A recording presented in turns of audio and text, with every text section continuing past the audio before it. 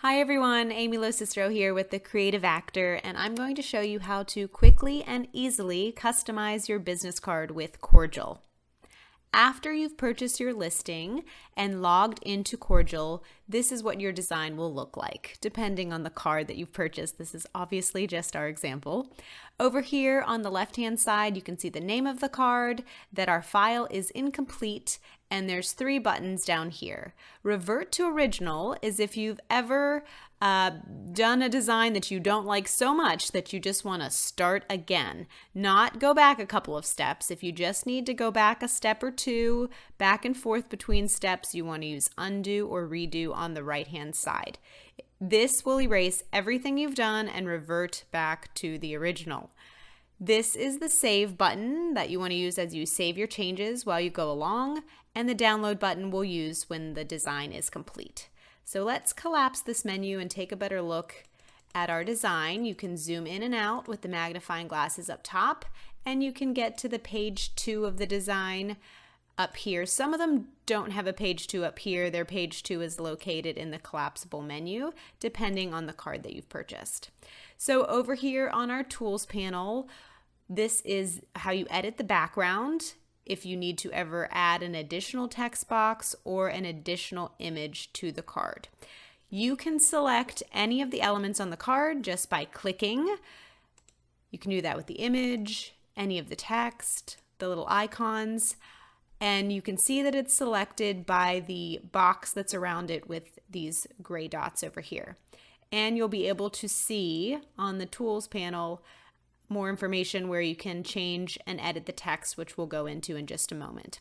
The other way to get to the different layers on the card is down here. If you click this little arrow, you are in the layers panel, and you can click, and as I click on the different ones, occupation, the little dots here, this is another way to get to all of the items on the card and to delete them if you need to. Next, we're going to talk about how you edit your text. Now that you have an overview of our screen, it's time to edit some text. So the easiest way to do that is by clicking on what you'd like to edit and editing it over here in the tools panel. So we'll change the name here. You can either write it in all caps or use this all caps button. This button here puts a line through it, which obviously I don't recommend for your business card. Not a good way to start. So this drop-down menu here is how you select the different font. We'll go ahead and stick with that one. And we can change the size of our font with the little drop-down menu here. Let's make it 18. The other way to adjust the size is by moving the corner in and out. Now you can grab any of these boxes by holding down, clicking and holding. You can move these around.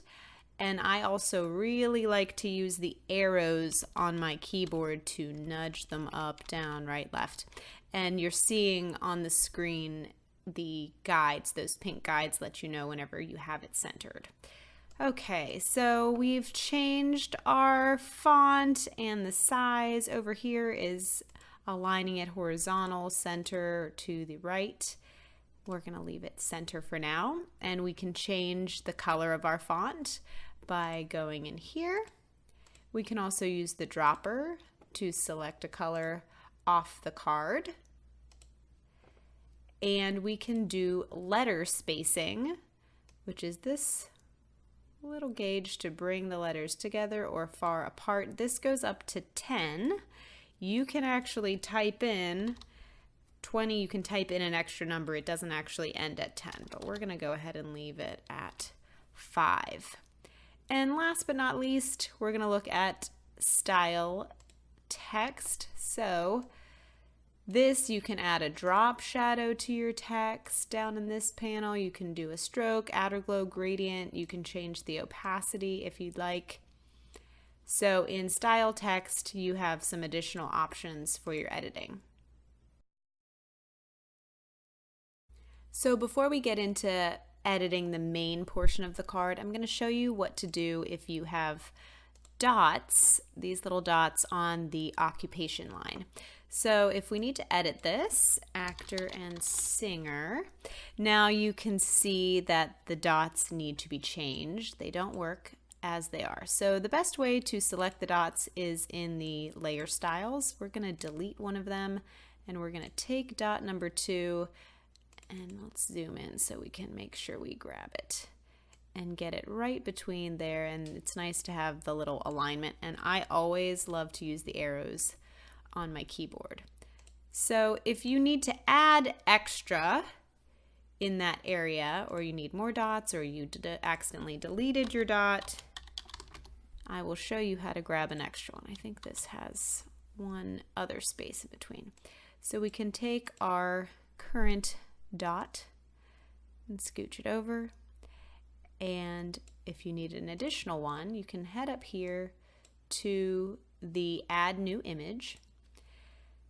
Now here's where you can add your own images, which is what you'll do when we get to the headshot portion. But you'll see down here the available images. These are images that I've preloaded in the design for you. So these are all the different icons you can choose from, and if you head to page 2, you have an extra little dot. So we can bring that over here. The other way that you can do that is you can right click on a dot and hit duplicate, and that'll make another one for you, but we don't need that many. So we can make sure that this is aligned. And if you have a design, not all of them have little dot spacers between them. If you do not have a dot and you have dot envy and you would like to have one of your own, you can head up here to add text box, and then you can come in here and make just a period. Oops, here we go. Oh, well, that doesn't help if I made it white. Maybe I didn't. Okay, there we go. I didn't make it yet. So you make the period, and then you can resize it. You can add it into a different font if you need it to be more round, and you can make the size a little bit bigger, and you can have a dot of your very own. Now we're going to edit the main body of our text. We'll just give it a click, and we can head over to the tools panel on the right hand side.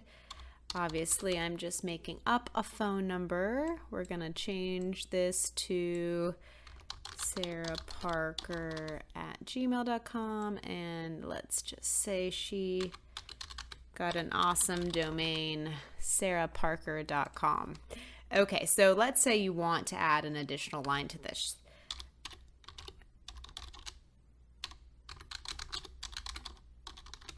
So this spacing no longer works. Luckily, if we head down here, we did our line spacing in and out, and now we can do up and down with the line height.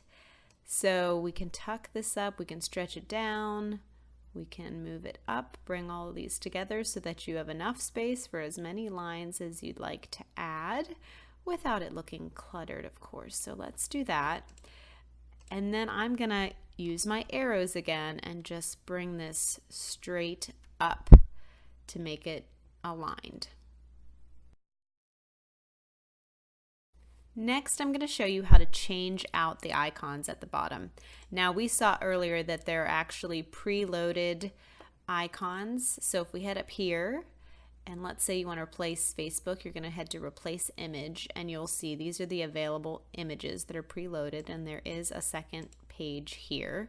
So let's just say we're going to make that a YouTube icon. We can add that in.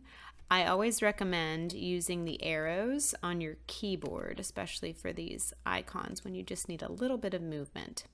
So we can actually add an additional icon if we want to add Facebook back in. Add new image at the top. That'll bring up the options, and I guess Facebook is on the second page here. And now we're going to drag it down here, and my smart guides will help me line them up. And I can actually drag stuff here on the layers palette. So if I want to move this by my other icons, which I'll show you why I'm doing that in just a second. So now they're all together. You're going to hit Control, hold it down while you select all your icons. Then use the arrows on your keyboard and we can recenter these.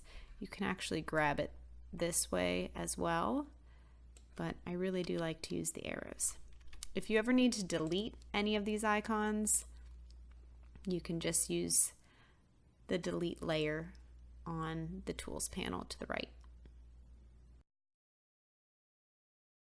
Now that we've finished editing all of our text and the icons on our design, we're going to insert our new headshot. So you're going to click on the headshot here. You're going to head over to Replace Image. Now you can drag and drop your file here, or you can click to browse. I'm going to grab my headshot, click Open, and Save.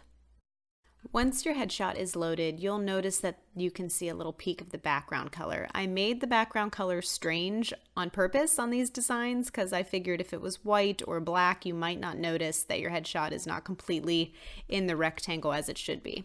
So you can scoot it over using the arrows on your keyboard, or you can move it just clicking and dragging. Also, you can resize by pulling on the corner tabs here. Remember what I told you about the tabs. If you pull from the side, you're going to stretch out your image. So we're going to undo and just zoom in a little bit and adjust with the keyboard arrows. And now we are all set to save and download. Now, I almost forgot that we have to edit the other side of the card, so don't forget to do that. I went ahead and got that finished. There wasn't anything new to learn, a lot of the same dots and the text information that you already know. So we're going to head back over here to the collapsible menu, and you're going to hit Save Changes. When you do that, where it said incomplete before, it will now say complete. After that loads, you'll be able to click Download, and we'll take a look at what the download options are. So you'll typically have PDF or JPEG download options. Most of the time, if you're getting these printed from a printer online or at a print shop, you're going to want to use a JPEG file. So if we head over to this page, we can see page 1 of our design, page 2 of our design, or we can see them individually on here, 1 and 2. So it's easiest to notice on this side that there is not a bleed. If you're getting it done at a print store or online, they're going to want you to have a bleed so that it can be printed like that and then cut and cropped. If you're doing it at home, you'll probably use the trim marks.